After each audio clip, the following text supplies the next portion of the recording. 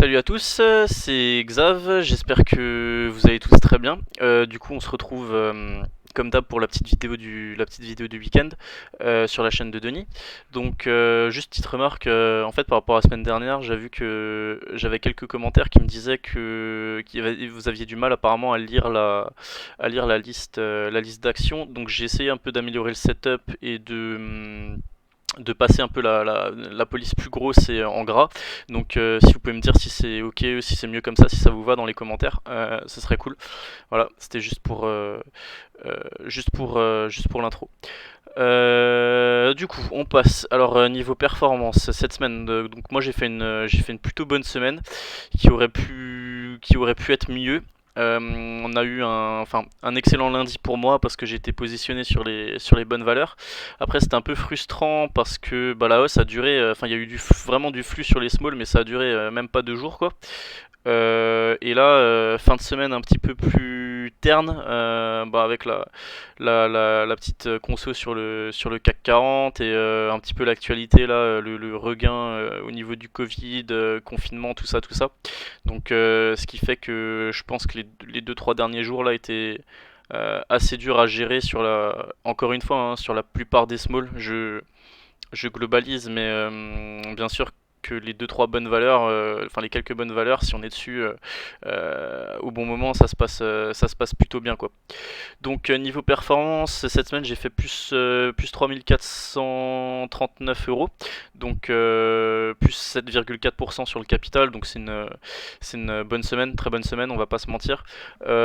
Du coup, juste pour la transparence, je suis à 5500 euros de mes plus hauts annuels. Donc et il faudrait que je récupère encore. Vous saviez, début du mois, j'avais fait une très très mauvaise première semaine. Et là, pour être flat sur le mois, il faut que je remonte encore 1200-1500 euros quasiment.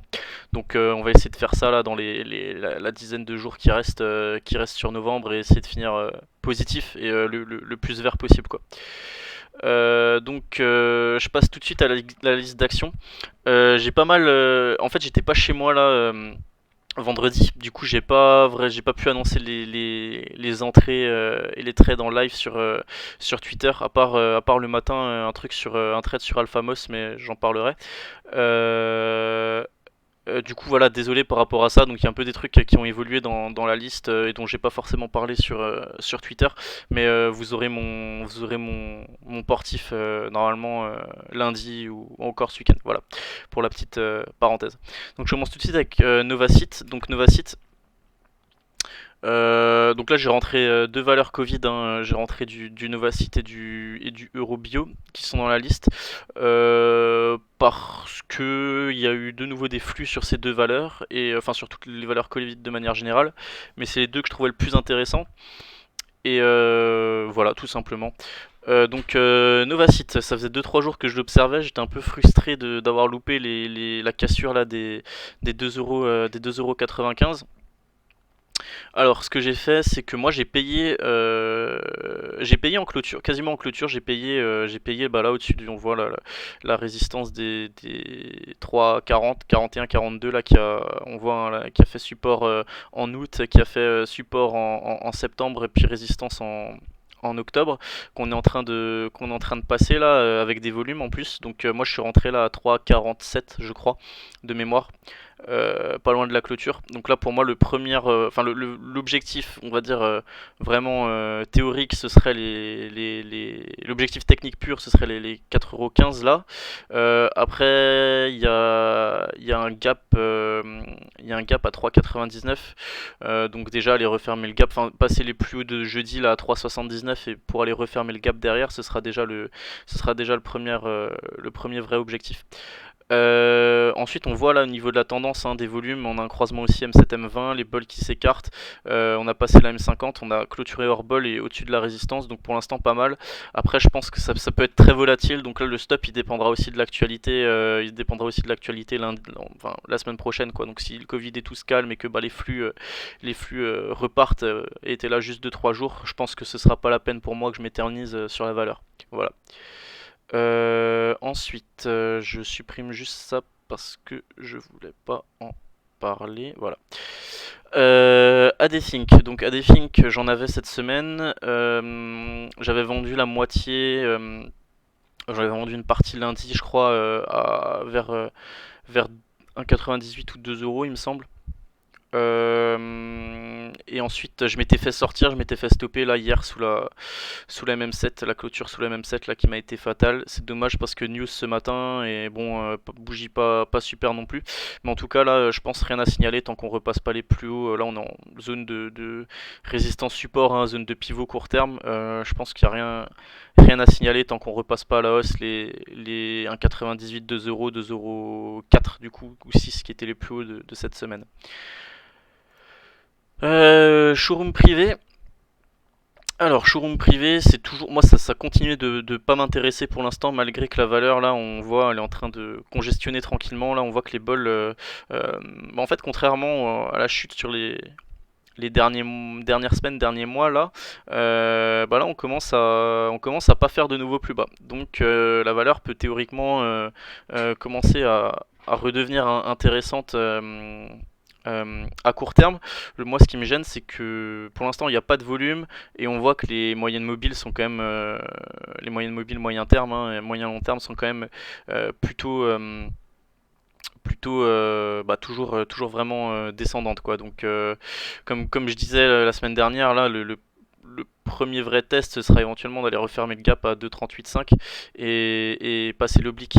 Mais je pense que on est peut-être sur un point bas là parce qu'on voit hein, les bandes de Bollinger se sont bien resserrées et font support là. Donc de toute façon si vous payez maintenant le stop il est facile. Hein. Je pense que sous un 98 2 euros faut sortir et essayer de la choper plus bas entre un 82 et un 77. Jacques et Metal, donc j'ai une petite ligne depuis 2-3 semaines là, tranquillement que j'avais pris sur les 22 vers 22,50€ il me semble de mémoire. Donc il y a eu des excellents résultats hier qui ont été vendus un peu salement hein, comme d'hab en ce moment le marché il fait pas dans la demi-mesure quoi donc on ouvre en gap haussier au-dessus de 24,80, on fait une mèche au-dessus des 25 euros.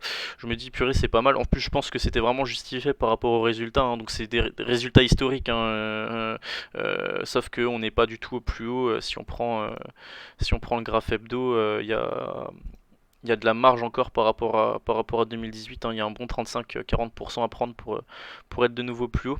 Mais juste voilà. Donc en hebdo, on voit déjà hein, quand même, là je parle plus pour ceux qui veulent éventuellement faire du moyen terme. Moi, Jacques Metal, je considère que c'est une valeur investissement assez moyen. Enfin, pour quelqu'un qui fait du moyen terme, là, il y a un bon trend à prendre, je pense, parce qu'on a un non-croisement haussier M7, enfin M20, M50, et on voit que la M7 repart aussi à la hausse avec la M20. Surtout que là, on fait des nouveaux plus hauts en hebdo, on sort des bols, enfin bref, il y a vraiment tous les éléments qui disent que c'est vraiment très haussier à court terme, moyen terme. Euh, donc je pars du principe que pour quelqu'un qui veut faire du moyen terme, c'est pas mal. Après, Jacques et Metal, c'est une valeur qui est assez exposée à l'Allemagne et au marché de l'acier en général, donc la Chine, tout ça. Donc il faut faire attention, pas qu'il y ait enfin la macroéconomie globale, quoi, pas qu'il y ait de confinement en Allemagne, comme il commence à en parler aujourd'hui, et pas qu'il y ait de problèmes au niveau de l'activité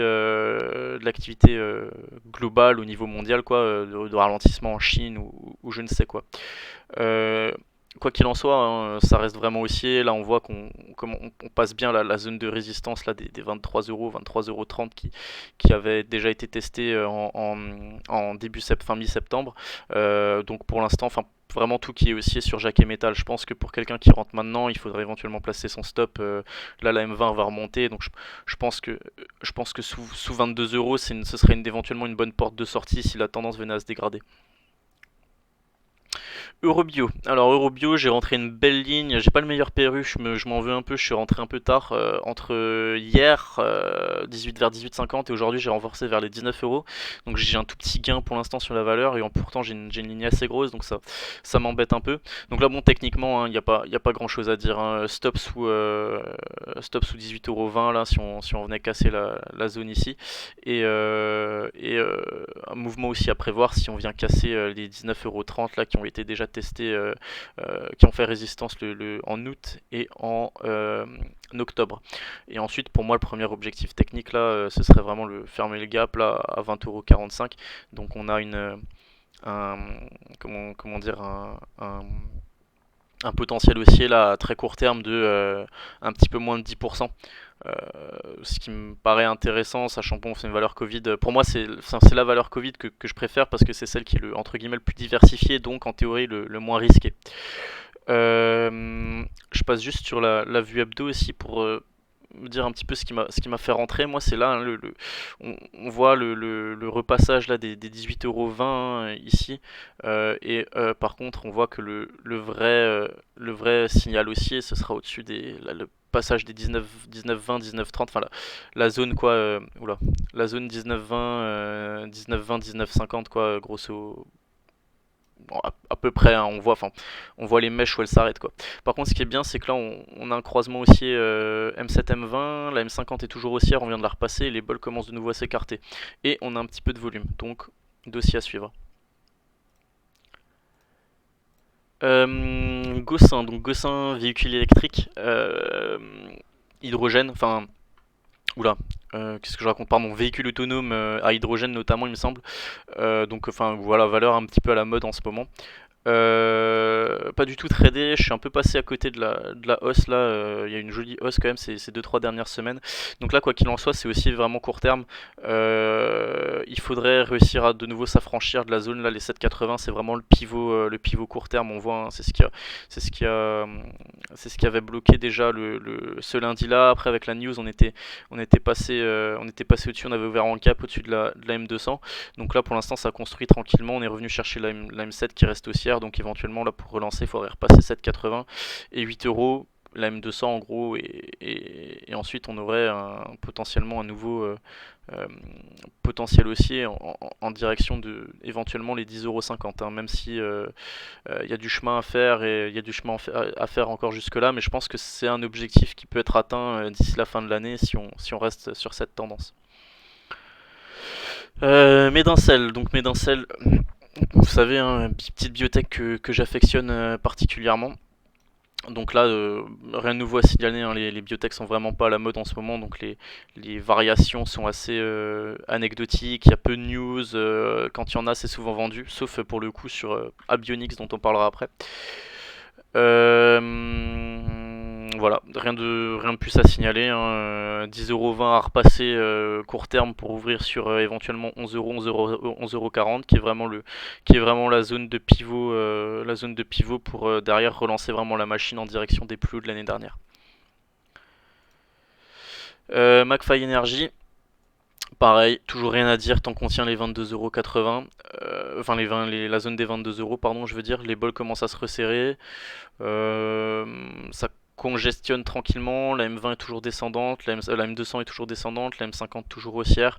Donc là vraiment, tant qu'on repasse pas la M200 et qu'on relance là au-dessus des plus hauts récents là, 23-24 €, rien à signaler, hein. Il faut juste pas casser à la baisse les 22 € sous peine d'aller revisiter 20 € vers 20,50 €, 20,60 €. Et toujours le haut du gap là 27,16 en objectif théorique. XFAB, tranquillement mais sûrement. On repasse les plus hauts récents là. On s'est de nouveau arrêté sur les plus hauts récents. Enfin, on est vraiment dans une zone là de congestion, zone pivot majeure. Valeur intéressante, ça reste aussi en daily et en hebdo si je dis pas de bêtises. Ouais, voilà. En plus, on fait une petite englobante haussière en hebdo aujourd'hui. Enfin, cette semaine, c'est juste dommage, on n'a pas des volumes. Enfin, on a fait moins de volume cette semaine que la semaine dernière. Toujours les 11 € en objectif d'ici la fin de l'année. Je pense qu'au-dessus de 11 € ça pourra pulser aussi parce que les 11 € c'est les plus hauts historiques. Et du coup là le stop les plus bas récents, hein, 8,90 hein. Guimau, donc Guimau, elle s'est bon échec hein, du coup là sur la zone des voilà, on a vraiment là on va voir oula, pourquoi je peux pas bouger cette voilà. Donc là Euh, voilà, donc du coup on va dire 15,80, 16 euros, vraiment la résistance, résistance court terme pour à passer pour aller voir les plus hauts historiques de début d'année là. En attendant, il y aurait peut-être moyen, si ça panique un peu sur les indices semaine prochaine, éventuellement d'en avoir sur la zone 13,80, je dirais entre 13,80 et 13,60, très bon point d'achat. Et pour ceux qui veulent être un peu moins patients et pas prendre le risque de pas en avoir, je pense qu'il faut payer la M20 si on vient toucher la M20 semaine prochaine, qui va continuer de monter, pour après éventuellement anticiper un non-croisement haussier et entre la M7 et la M20 en daily, et du coup anticiper un nouveau test des 15,80€, donc à passer pour aller chercher les plus hauts historiques.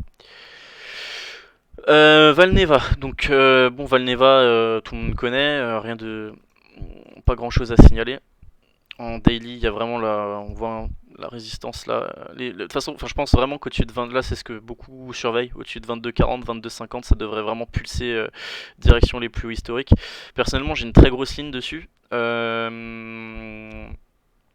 Pourquoi? Parce que en fait, moi, je joue surtout la pattern en court terme, quoi. Je regarde donc là on voit hein, les 22,45, 22,50, là je suis en UT horaire, à vraiment à passer pour aller voir plus haut. Et pourquoi j'ai une grosse ligne? Parce que il y a toujours le risque de se prendre une mauvaise news, c'est sûr.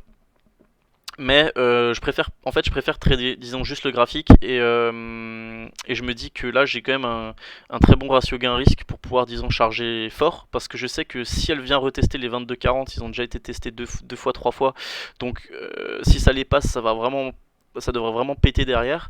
Et par contre, j'ai vraiment un stop assez facile. On voit là les 20,60, les 20,80, 20,70 à pas casser à court terme, quoi, hein, sinon sous peine d'aller revisiter un peu plus bas. Donc moi c'est mon stop personnel. Là je me base vraiment sur l'UT Valneva, je regarde vraiment l'UT 1 heure, l'UT 15 minutes pour essayer d'anticiper les mouvements sur l'unité de temps daily. Donc là bon, rien à signaler à part que c'est chiant parce que pas trop de volume et ça bouge pas trop, mais j'aimerais vraiment là qu'on aille péter les 22,50 pour aller voir plus haut derrière. J'ai pas mal renforcé aujourd'hui, enfin vous verrez mon portif de toute façon, il sera partagé sur Twitter. Eramet. Bon, Eramet, il se passe pas grand chose en ce moment, c'est pas le truc le plus intéressant. Quoi qu'il en soit, il y a toujours éventuellement l'oblique à payer si vraiment on vient, voilà, on voit l'oblique 4, on a 3-4 points déjà, donc si on vient taper là semaine prochaine vers les 68-90. Mais après la M20 est baissière, là on a un non-croisement baissier qui est en train de se mettre en place entre la M20 et la M7. Je pense que ça m'étonnerait pas si ça panique un peu sur les indices qu'on puisse en avoir plus bas là, notamment la clôture du gap à 62,45, enfin entre la M200 et le gap, quoi. ALTBG, enfin Blockchain Group, j'ai tradé aussi ça lundi. J'ai pris une jolie plus-value, je crois, enfin sur la bougie là des 20%. J'avais tout revendu, il me semble, vers 1,70 ou 1,75 de mémoire, je sais plus. En tout cas, on voit qu'on a bien passé la zone pivot là, 1,52. On n'est même pas retourné la tester pour l'instant, la M7 reste haussière. Donc là, en théorie, si on part purement analyse technique, on paye au-dessus de 1,69 pour aller reviser les plus hauts 1,82. Et, et on met un stop, sinon si on attend un peu plus bas pour éventuellement reprendre avec un stop, on va dire sous les 1,44, quoi. Médian technologie, toujours en construction. Bon,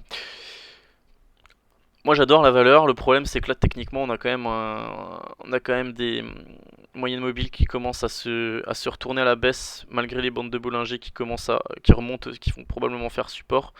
Quoi qu'il en soit, je pense qu'il faut pas péter les 14,80 là, hein. On voit, hein. Oula, 14,80, qu'est-ce que je fais? Pardon. 15,20€, bah, les 15,20€, pardon. Donc la zone des 15,20€, si on le cassait à 15,20€ à la baisse, je pense que derrière il y aurait les 14,80 déjà, et éventuellement un peu plus bas, À voir, ça reste une valeur soutenue, il y a quand même du news flow d'ici fin d'année, donc moi je perso, je suis pas in, mais je surveille de très près.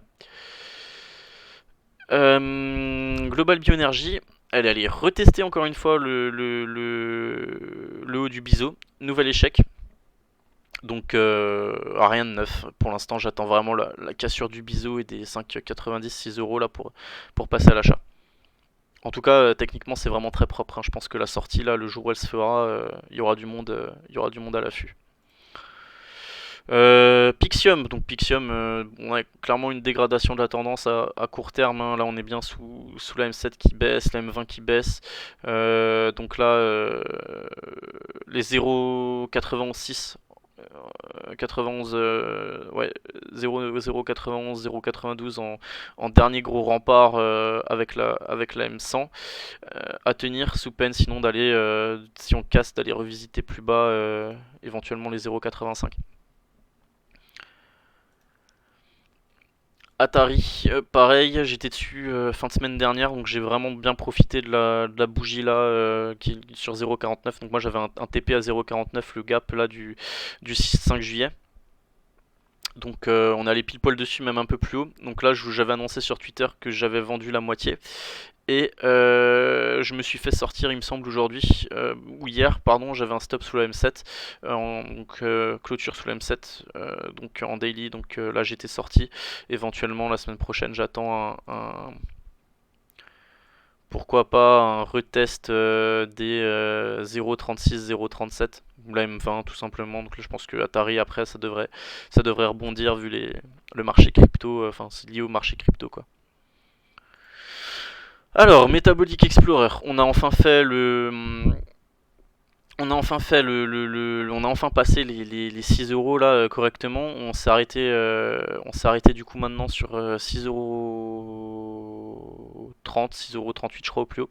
Alors c'est dommage parce que j'avais une très grosse pause entre ma ligne sur le compte titre et la ligne sur le PEA. Sur la ligne sur le PEA que j'avais payé à 6 euros, j'avais un objectif, un ordre de vente à 6,50 €. C'est dommage, on n'y est pas allé.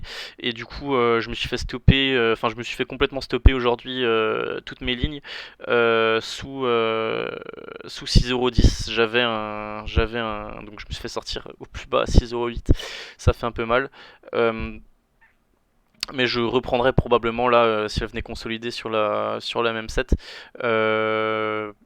En gros, éventuellement, si elle revient sur la zone des 6 euros, sur les 6 euros, je paierai quoi.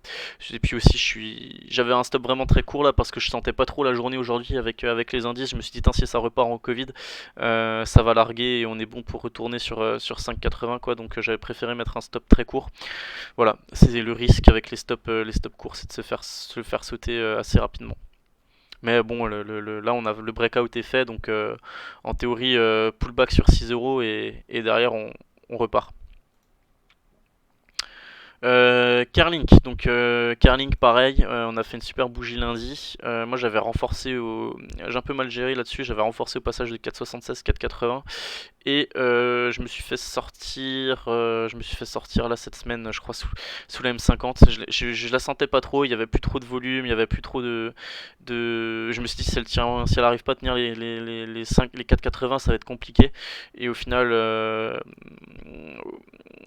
bon. Ma sortie était peut-être un peu brusque, j'aurais probablement dû laisser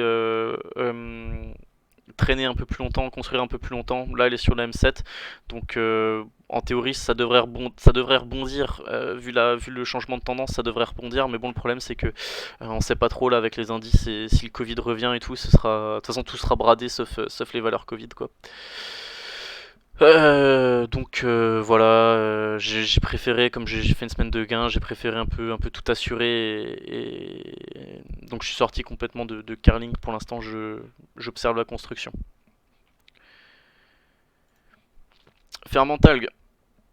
Fermentalg, on en a parlé la semaine dernière, hein. Bon, c'est dommage parce qu'on avait, enfin si on regarde en hebdo, hein, on a tenté 2 fois vraiment le breakout, ça passe pas, on fait une englobante baissière là en hebdo. Bon, les moyennes mobiles restent toujours bien orientées, mais enfin c'est chiant quoi. Ça devrait y aller là, ça fait 5, 4 fois 5, 15, pardon, je vais y arriver, 4-5 fois qu'elle teste la zone, ça commence à être long, qu'elle n'arrive pas à passer quoi. Le souci c'est qu'apparemment il y a la BPI, donc la Banque Populaire d'Investissement, donc qui est actionnaire de Fermental et qui vend sur cette zone là, donc c'est aussi ce qui fait que je pense que tant que la BPI vend, ça va être compliqué pour les connaisseurs du dossier, ça va être compliqué de passer au-dessus. En tout cas, le vrai signal, on voit les 3,40. Faudrait vraiment passer les 3,40. Donc, juste pour revenir sur Fermental, que j'ai un peu tradé la semaine dernière, pris une petite plus-value dessus, mais ça reste chiant quoi. C'est compliqué à trader ce genre de mouvement où on n'arrive pas à faire une hausse correcte plus de 2 jours de suite.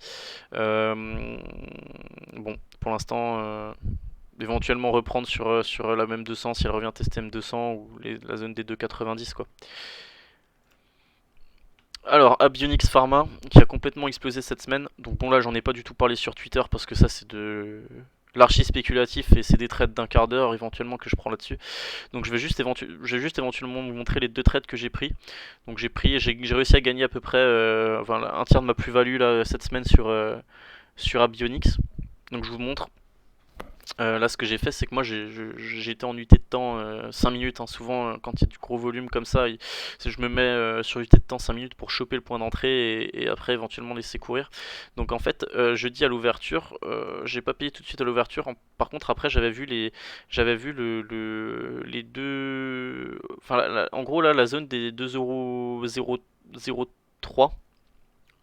2,03€ qui a été testé une fois, on passe pas, 2 fois on passe pas.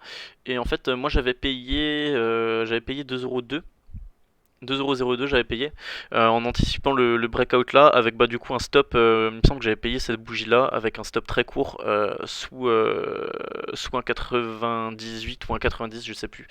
Et du coup après ben c'est parti quoi. Et j'ai vendu la première ligne à, si je dis pas de bêtises, de la 2,60 juste avant la RH. Et j'ai repris en clôture hier. En clôture hier, c'est quand la clôture de hier que je dise pas de bêtises. La clôture d'hier là ici sur la bougie à 2,75 ou 2,72 je sais plus est revendue ce matin à 3,10€, mais c'était pas des gros signes, hein, c'était 3-4 000 euros quoi, donc plus 800 hier et plus 300 ou plus 400 ce matin je crois. Donc après voilà, hein, aujourd'hui, sinon elle a bien rebaissé, c'est compliqué là de rentrer en swing, il faut vraiment faire de l'intraday sur ce genre de valeur quand vous n'êtes pas in avant la news. Éventuellement si vous voulez trader le truc c'est vraiment de l'intraday en 5 ou 15 minutes et après vous ajustez avec l'UT de temps 1 heure quoi. Alphamos, donc Alphamos j'en ai parlé ce matin, j'ai tenté un trade, je me suis fait sortir. J'avais payé 2,29 il me semble, pas loin de l'open, avec un stop très court sous les plus bas de la bougie de l'avant-veille. Donc je crois les 2,15 j'avais parlé des 2,15 ou des 2,16. Donc bon, je me suis fait sortir, j'ai pas perdu grand chose, hein, mais j'avais comme dit, vu la journée, j'avais un stop très très court. Là normalement, c'est le genre de pattern, enfin sur ce genre de configuration, on doit garder, même si on a moins value de 4-5, peut-être même 6%, c'est de enfin, c'est du spéculatif, ça va vite et surtout je veux dire bon le vrai stop en théorie il était plus à mettre sous les 1,95 quoi. Mais bon je voulais pas prendre le risque de perdre autant aujourd'hui, donc je l'ai mis sous 2,16 et je me suis fait sortir. Quoi qu'il en, enfin là du coup le truc c'est que il y a une jolie configuration technique. Moi j'aime bien notamment le fait que. Enfin là on est vraiment dans une zone intéressante qu'on tient, il y a une sorte d'oblique aussi, on va dire. Euh, Vraiment un graphique intéressant, après c'est une valeur baissière à très court terme, c'est assez spéculatif. Mais je pense que pour ceux qui veulent pas prendre de risques, il faudra repayer si elle revient au-dessus de 2,60 et qu'elle venait à casser la M20 pour aller chercher 2,95 et éventuellement au-dessus allez peut-être 3,40, 3,50 si on dans le meilleur des cas. Et ou sinon attendre un retest du support quoi, ou un retest du support et prendre avec un stop très court, ou alors acheter par exemple lundi à l'open et pareil avec un stop très court sous un 94 quoi. Mais je veux dire les objectifs c'est vraiment On va dire si vous achetez là au prix actuel, on va dire 2,17 ou 1,90, les objectifs ce sera du coup 2,60 € et 2,95 quoi. Si vous achetez au-dessus de 2,60, donc avec le vrai signal haussier, ce sera 2,95 et 3,50.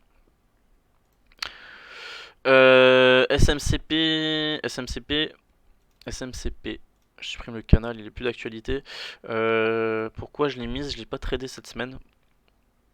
Bon, du coup, on a fait un breakout, là, on va dire des 8 €, 8,05 € cette semaine. Elle avait déjà été la semaine dernière, mais échec. Cette semaine, elle l'a fait. Elle a bien pété lundi, mardi. Et aujourd'hui, grosse bougie rouge, retour sous la M7. On vient retester la M20 et surtout retour sous la zone de break à 8,05 €. Donc là, éventuellement intéressante pour la semaine prochaine. Si ça rebondit tout de suite le lundi, c'est quelque chose que je surveille. Et sinon, pour ceux qui veulent le vrai signal haussier, ce sera au-dessus de 8,65 € pour aller faire de nouveaux plus hauts derrière. Après, par contre, du coup, si vous prenez dans cette zone-là ou lundi à l'open, je pense le stop sous 7,40 €. Les plus bas là du 10 novembre.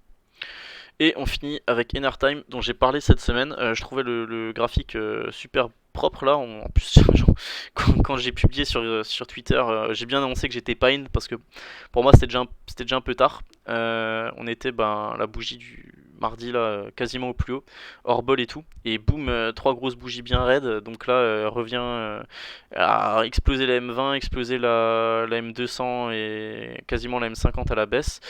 Je pense normalement qu'on devrait avoir un petit rebond technique là sur pour ça que j'en parle là cette semaine sur les 2,25, 2,26 éventuellement là. Si lundi on peut en avoir sur cette zone là, pourquoi pas, avec un stop très court. Puis en dessous il y aurait la M100 et la bolle inférieure qui servirait de support. Donc, donc un ratio, disons, un risque très limité là à ce niveau-là si on achète Enertime quoi, je pense. Après, techniquement, c'est dommage parce que c'était sorti du triangle de congestion et bon, au lieu de faire un simple pullback dessus, elle est repassée à l'intérieur. Maintenant, à voir comment ça évolue, mais là, les 2,26, je pense que ça devrait 2,25, 2,26. Bon, on va dire les 2,20, ça devrait soutenir le cours quoi. Du coup, voilà. Ben, n'hésitez pas à on a fini pour aujourd'hui. N'hésitez pas à lâcher un petit commentaire ou toujours pareil à me suivre sur Twitter. Pareil, hein, si vous avez des suggestions, quoi que ce soit, des critiques, remarques, n'hésitez pas en commentaire. J'essaie de tout lire la plupart du temps. Et Twitter aussi, là, j'ai pas mal de trucs à faire ces derniers temps. Du coup, j'ai pas pu répondre encore à tout le monde, mais j'essaierai de le faire le plus rapidement possible. Je vous souhaite un très très bon week-end. Je vous dis à lundi sur Twitter et à samedi prochain en vidéo. Ciao ciao!